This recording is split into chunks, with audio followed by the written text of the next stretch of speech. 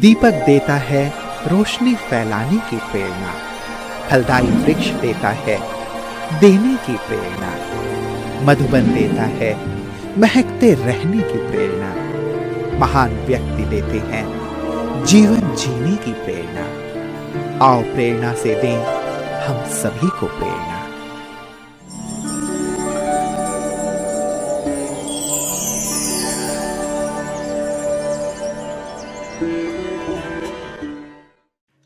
डूंगरपुर राजस्थान के दक्षिण में बसा एक स्वच्छ एवं ऐतिहासिक नगर है। इस शहर को पहाड़ों की नगरी भी कहा जाता है। इस शहर को 13वीं शताब्दी में राजा डोंगरिया भील ने बसाया था। यह शहर पर्यटन के लिए भी प्रसिद्ध है। डूंगरपुर ब्रह्मा कुमारी आश्रम की मुख्य संचालिका राजयोगिनी ब्रह्मा कुमारी विजय लक्ष्मी दीदी जी निमित्त है। दीदी जी का जन्म 1962 में कर्नाटक राज्य के हुबली शहर में एक शिक्षित परिवार में हुआ। आप तीनों बहनें ईश्वरीय सेवा में संपूर्ण समर्पित हैं। बचपन से ही आप कला प्रेमी रहीं तथा धार्मिक कार्यों में भी आपकी विशेष रुचि थी। आप नम्रता, मधुरता, हर्षित मुक्ता, धैर्यता आदि गुणों से भरपूर स्नेही आत्मा है। सत्य की खोज में आपको 1983 में ईश्वरीय ज्ञान की प्राप्ति हुई। 1984 में संस्था के मुख्यालय माउंट आबू में अव्यक्त बाप दादा से ईश्वरीय मिलन मनाकर आपने अपना जीवन ईश्वरीय सेवा में संपूर्ण समर्पित कर दिया। तब से आप मैंगलोर, हरिद्वार, देहरादून, रुड़की आदि स्थानों पर सेवाएं देने के पश्चात राजस्थान के जालौर, फालना, सुमेरपुर और पिंडवाड़ा में भी ईश्वरीय सेवाएं की। 2003 से डूंगरपुर में रहते हुए अनेक आध्यात्मिक कार्यक्रमों का आपने सफल आयोजन किया। डूंगरपुर के इस भवन का उद्घाटन राजयोगिनी दादी हृदय मोहिनी जी तथा दादी रतन मोहिनी जी के कर कमलों से संपन्न हुआ था। दीदी जी के नेतृत्व में हजारों ब्राह्मण कुलभूषण ज्ञान योग की ईश्वरीय पालना प्राप्त कर रहे हैं।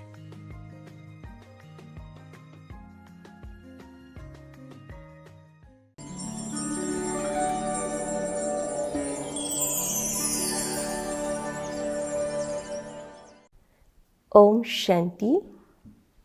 मैं अपने आप को बहुत भाग्यशाली समझती हूँ कि मेरा लास्ट जन्म बाबा ने एक बहुत अच्छा प्यारा परिवार में दिया, जहाँ पर हर तरह से संपन्नता थी, बहुत प्यार था, बहुत प्यार करने वाले माता पिता, भाई बहनें, एक बहुत प्यारा सा परिवार था। उसका मुझे बड़ा नशा था। बाल्यकाल मेरा बहुत ही स्नेह से, बहुत ही आनंद से निकला।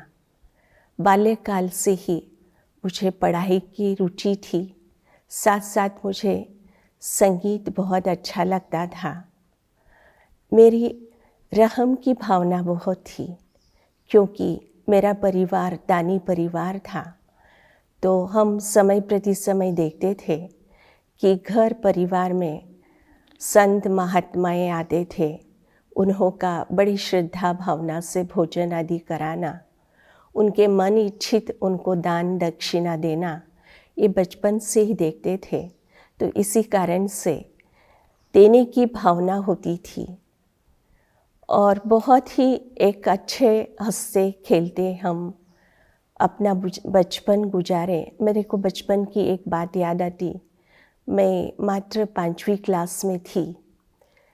एक बार स्कूल जैसे ही मैंने प्रवेश किया, स्कूल कंपाउंड के बाहर ही एक भिखारी को देखा। बहुत ही वो बुजुर्ग था, पूरे कपड़े नहीं थे, ठंडी लग रही थी, भूखा था। तो देखते ही मैंने मेरा स्कूल बैग अपने क्लासरूम में रख कर के मेरी एक पेट फ्रेंड उसको साथ लेकर के घर गई। जाकर के उसके लिए मैंने कुछ खाने की चीज़ें, कपड़े, कंबल, कुछ पैसे माता पिता से लेकर के आई, आकर के दिया। तो वो बहुत खुश हो गया वो भिखारी। तो लेकिन हम जैसे गए तो प्रेयर हो चुका था, तो टीचर्स थोड़ा सा नाराज़ हो गए, रेगुलर प्रेयर में पहुंचने वाली ये बच्ची क्यों नहीं आई। तो मुझे कहा कि तुम लेट आई हो, तुमको पनिशमेंट मिलेगा, दोनों लड़कियों को। तो मैंने टीचर्स से कहा कि पनिशमेंट इसको मत दीजिए क्योंकि गलती मेरी है, मुझे डबल पनिशमेंट दीजिए। ये सुन करके वो चौंक गए कि छोटी सी बालकी क्या बोल रही हैं। तो उनको वंडर लगा। तो मैंने जो हकीकत सुनाई तो सच में वो टीचर के आंखें भर आई, बहुत प्यार से गले लगाया और कहा ऐसे बच्चे होने चाहिए, बिठाया। और दूसरे दिन प्रेयर में हमारा समाचार सुना करके सब बहुत ही एप्रिसिएट किया। इस तरह से मेरी सबके प्रति रहम की भावना होती थी और दया की भावना होती थी।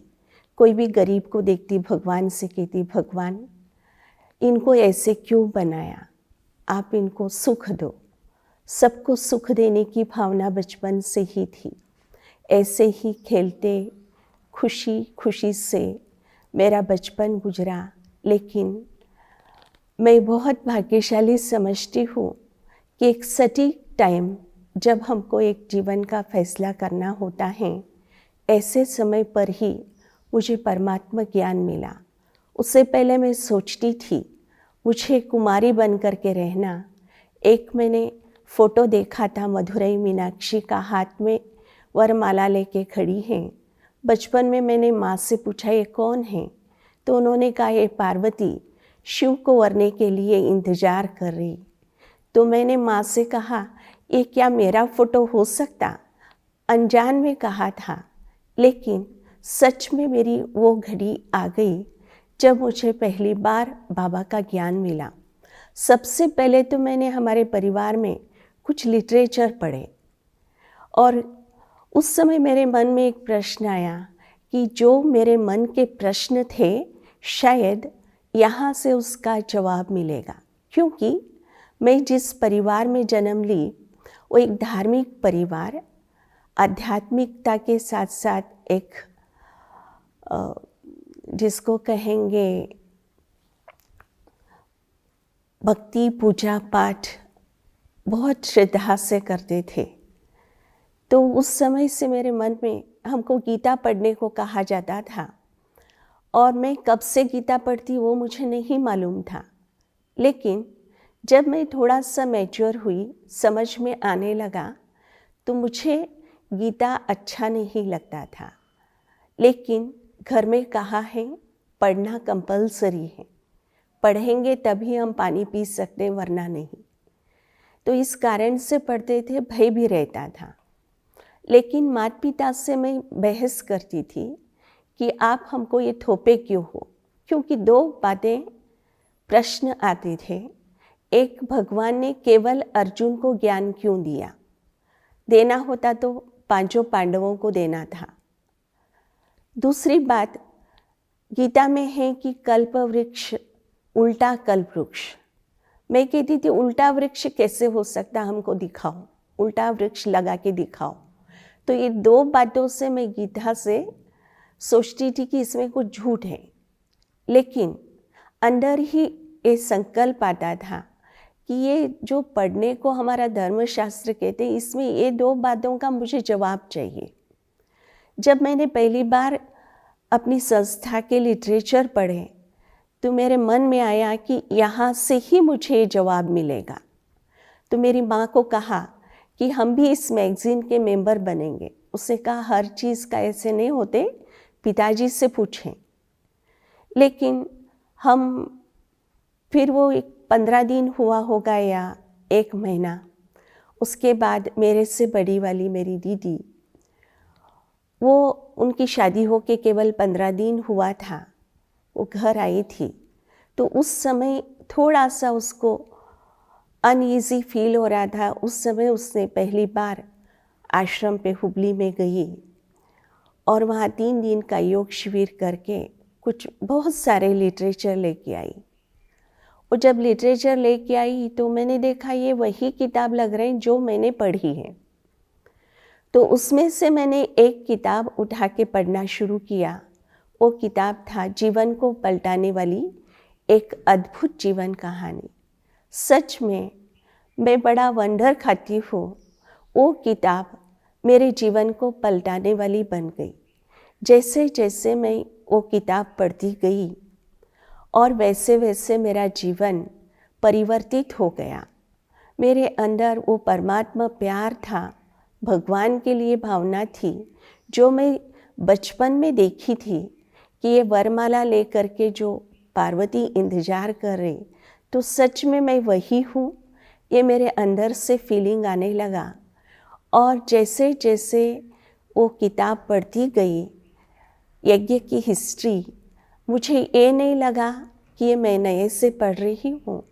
ये सारा इतिहास मेरा है, मैं इसमें शुरू से जुड़ी हूँ। न जाने मैं कहाँ बिछड़ गई थी।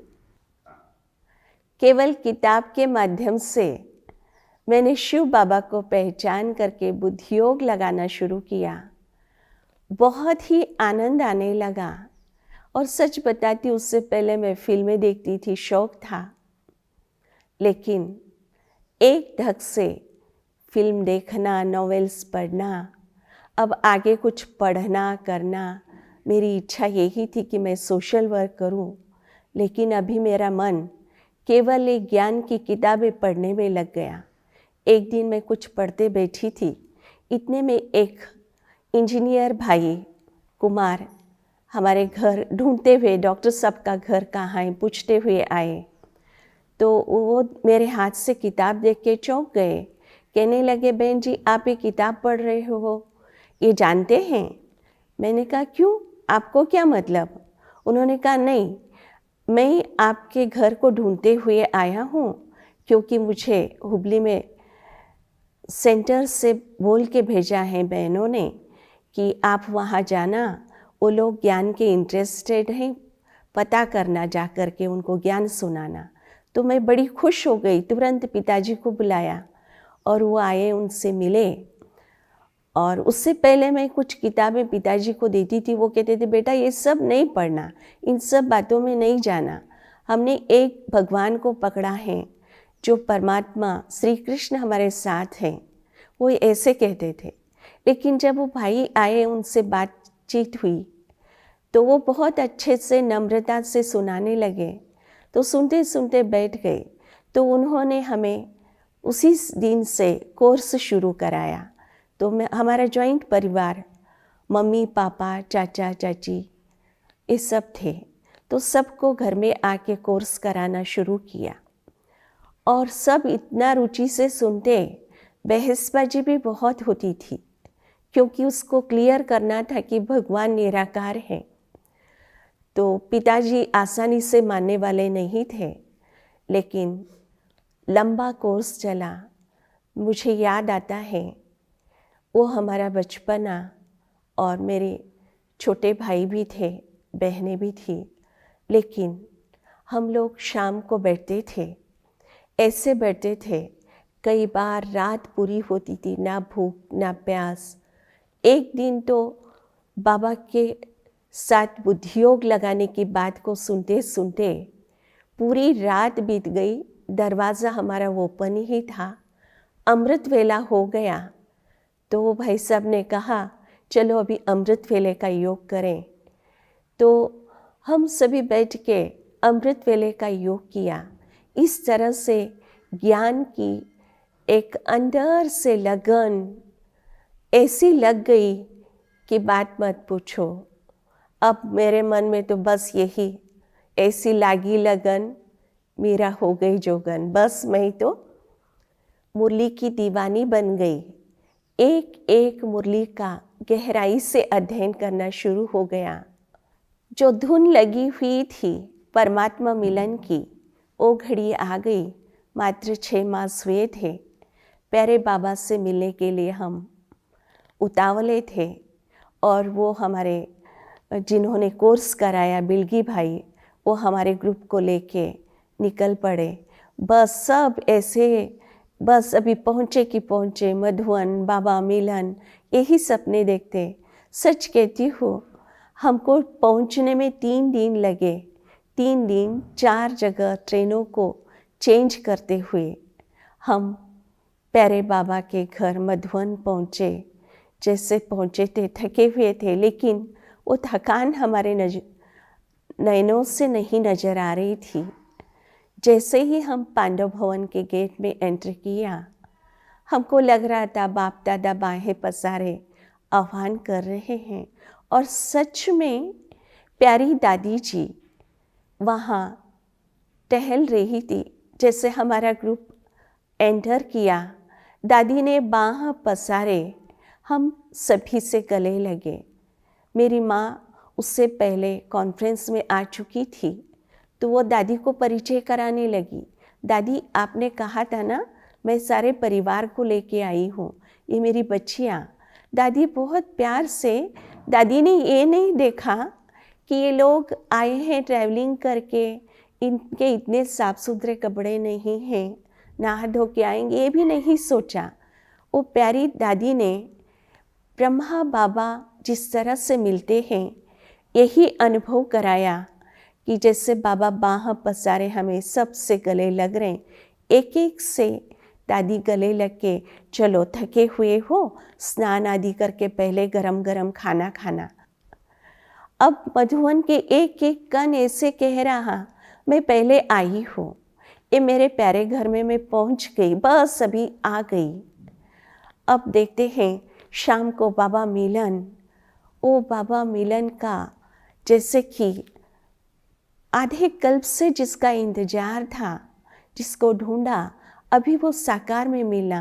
क्योंकि उससे पहले मैं जब एक गाना सुनती थी, शिव के रथ को इस दुनिया में हमने ही साकार देखा, तो मैं रोती थी, अभी तक साकार नहीं देखा, जब मधुवन जाऊंगी साकार देखूंगी। तो जब आ गई और बाबा मिलन की घड़ी आ गई, लेकिन उस समय दादी भी नीचे बैठते थे, हम कन्याएं दादी के पीछे ही बैठ गए। बाबा मिलन की मुरली अभी भी मुझे वो एक एक शब्द, ज्ञान सूर्य, ज्ञान चंद्रमा, ज्ञान सितारे, तो मैं ज्ञान सितारे बन कर के एक छात्र होकर के बाबा की मुरली सुनती रही। सुनते सुनते कैसे खो गए मालूम नहीं। उसके बाद सब उठ के जा रहे थे। मैं और राधा बहन पूरी रात बाबा के सामने बैठे। दादी प्यार से कहती, चलो दादी भी चलती हैं, आप लोग चलो खाना खाओ। नहीं दादी, हमारा पेट भर गया, हमारी नींद उड़ गई, अब हम तो बाबा के सामने ही बैठेंगे। हम बाबा के सामने बैठे रहे। और हमारा जब मिलन की घड़ी आई, मेरा सारा परिवार, मम्मी पापा, हम बहनें, हमारे भाई, हम लोग बाबा से मिलन मना रहे थे। बहुत प्यार से बाप दादा मिल रहे थे। वो देखने के लिए दूसरे लोग आकर के आसपास खड़े हो गए। बाबा इतनी देर से इनसे क्या बातें कर रहे हैं। और सच में वो एक परिवार का मिलन था, बिछड़े हुए बच्चों का अपने माता पिता से मिलन था। बाबा बहुत प्यार से मिलते हुए एक एक ज्योति जगने से दीपमाला बन गया, बीज सहित वृक्ष आ गया। ऐसे सारे परिवार को बहुत सारे वरदानों से झोली भरते हुए हम कुमारियों को कहा कि ब्रह्मा बाप की राइट हैंड हो, लेफ्ट हैंड नहीं। बाबा की राइट हैंड सदा राइट यस में चलने वाले। बस बाबा की इसी लगन में हम मिलन करते रहे, खूब सारे वरदानों से झोली भरा। हम कैसे बाबा के सामने समय बिताए वो हमें नहीं मालूम। हर एक दिन के बाद दूसरे दिन बाबा आते थे।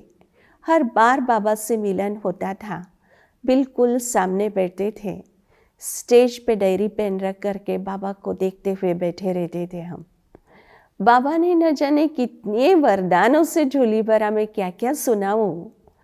पहले तो बाबा ने मुझे राइट हैंड का वरदान दिया, शिव शक्ति हो, क्योंकि मैं थोड़ा सा बहुत नाजुक थी। बाबा कहते कमज़ोर नहीं, शिव शक्ति हो, सदा याद रखना मैं कंबाइंड हूँ। और बाबा ने मुझे संतोषी का टाइटल दिया, सबको संतुष्ट करने वाली संतोषी हो। और साथ साथ बाबा ने, जब हम बाबा से मिल रहे थे कि पूछा तुम ज्ञान में तीखी हो या योग में, तो तुरंत राधा बहन ने कहा कि बाबा ये योग बहुत करती। तो मैंने उसको कहा तो चुप कर। फिर बाबा से कहा बाबा आप बताइए ना, मैं क्या हूँ कैसी हूँ आप जानते हो मेरे से ज़्यादा। तो बाबा मुस्कुरा के कहने लगे बच्ची तुम ज्ञानी तो आत्मा तो हो ही, परंतु योगी तो आत्मा हो, लेकिन योग से जो चाहे वो कर सकती हो। ये बाबा का वरदान है। और सच में मैंने ये बहुत अनुभव किया, हर घड़ी अनुभव किया, मैं योग से जो चाहे वो कर सकती हूँ। बहुत सारे वरदानों से बाबा ने झोली भरी। कई बार हमारी माँ हमारे वरदानों को याद दिलाती हैं, कोई भी बात आती, ये याद है ना तेरे को बाबा ने ये कहा था। इस तरह से बहुत वरदान, और वो वरदानों को मैं प्रैक्टिकल कर्म में भी अनुभव करती हूँ। लेकिन मुझे एक बहुत बड़ा नाज है, जब मेरे पेरेंट्स बाबा से मिल रहे थे, मम्मी पापा का हाथ पकड़ के बाबा ने कहा कि बच्चे इन बच्चियों को सेवा में लगा दो। तो वो भोलेपन से हाँ हाँ करने लगे। फिर बाबा कहते हैं कि इनको सेवा में लगा दो तो तुम्हारा बैकबोन बन के मैं रहूँगा। फिर भी वो हाँ कह रहे हैं। तब बाबा और क्लियर करके कहते हैं ऐसा दामाद कहीं मिलेगा जो भगवान ही तुम्हारा दामाद बन जाए। बस ये घड़ी उनको भी बड़ी खुशी हो गई, जो भगवान खुद कह रहा मैं दामाद हूँ।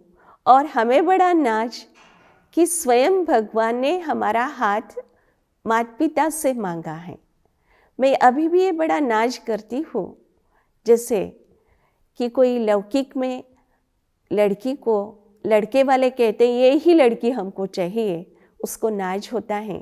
ऐसे ही हमें नाज है, स्वयं भगवान ने हमारे माता पिता से हमारा हाथ मांगा है। वर्तमान समय अनुसार मैं सारे ब्राह्मण परिवार के लिए यही कहूँगी, अब परिस्थितियों को देखते हुए लगता है कि संगम समापन की ओर जा रहा है, सतयुग शीघ्र ही आने वाला है। तो हम इस समय थोड़ी भी लापरवाही न बरत के अपने आप को परिपूर्ण बनाएं, अपने आप को दिव्यता की अवतार बनाएं, क्योंकि बाबा कहते हैं एक आंख में मुक्ति, एक आंख में जीवन मुक्ति नजर आए। तो बस अब घर जाना है, नई दुनिया में आना है। आने के लिए हाथ भरतू जाना है, यही धुन लगी रहे। हम असली कमाई कर रहे हैं और इतना फुल फोर्स से हम अपनी ले जाने की कमाई करें ताकि हम खुशी खुशी से अपने घर जा सकें। और जाने से पहले अपने चलन चेहरे से, अपने कर्म से प्यारे बाप दादा को प्रत्यक्ष करें। यही मेरा सबके लिए शुभ संदेश है, आशय है। ओम शांति।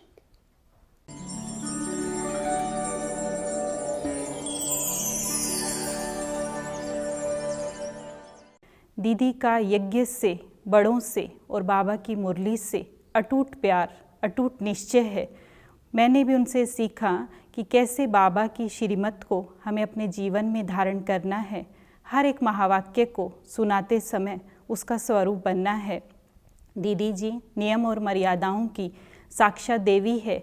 हमें भी यही सिखाते हैं कि नियम ही हमारे जीवन की सेफ्टी है, इसलिए हमें सदा नियम और मर्यादाओं में चलना चाहिए। दूसरी सबसे बड़ी क्वालिटी जो दीदी की मैंने अनुभव की कि भाई बहनों में जो जिस योग्य सेवा करने योग्य है उसकी क्वालिटी को पहचान कर उसकी क्षमताओं को पहचान कर उसको उसके अनुरूप सेवाएं देकर उसकी विशेषताओं को दीदी सेवा में लगा लेती हैं। ये बहुत बड़ी विशेषता है, हमने देखी है दीदी में। हमारे दीदी जी के अंदर विशेषता ये हमें नज़र आई कि एक तो सभी लोगों के साथ में समानता का व्यवहार इनका होता है, सबको प्रेम के साथ में बोलती हैं और वो जो है कभी किसी तरह का पक्षपात नहीं करती हैं।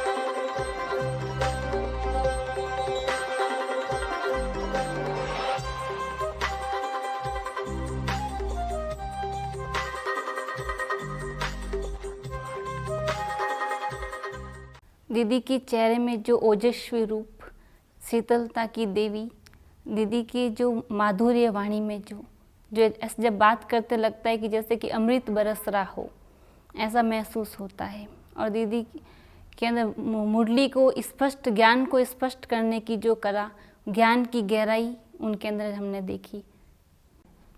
दीदी से हमें ये पालना मिली है कि कैसे बड़ों के सम्मान किए जाते और कैसे हम एक दूसरे के साथ रहते हुए आपस में प्यार से रहें और सबके साथ किसी के कोई भी परिस्थिति हो, कोई भी चाहे दुख हो सुख हो, सब में एक समान रहना है। ये हमने दीदी जी से सीखा है। और दीदी में हमने कई विशेषताएं देखी हैं, जैसे से सरलता और सादगी की दीदी दिव्य मूर्त हैं। जैसे हमने देखा कि कभी भी नियम मर्यादाओं में साक्षात देवी स्वरूपा हैं और उनमें संगठन को चलाने की विशेष कला है। जैसे हमने देखा है बाबा के प्रति, यज्ञ के प्रति और बड़ों के प्रति बहुत प्यार, स्नेह और भावनाएं हैं उनमें, और यही चीज़ हमने भी उनके सानिध्य में रहकर सीखा है और देखा है।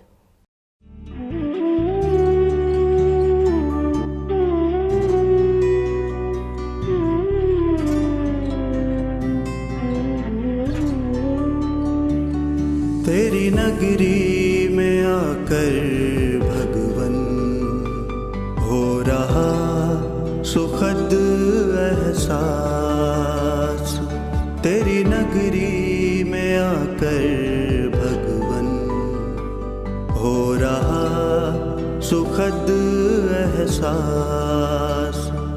बस तू है मेरे पास यहाँ और मैं हूँ तेरे पास। तेरी नगरी में आकर भगवन हो रहा सुखद एहसास। तेरी नगरी में आकर भगवन हो रहा सुखद एहसास।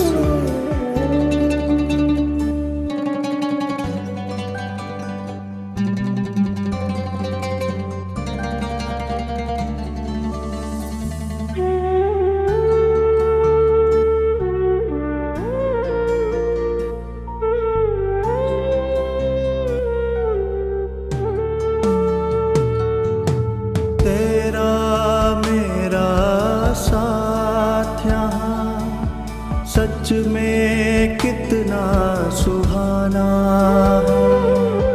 जी भर मिलन मनाने का बस यही ठिकाना है।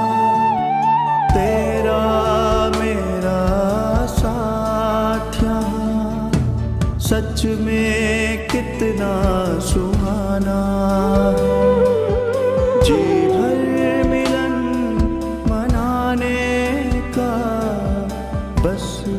यही ठिकाना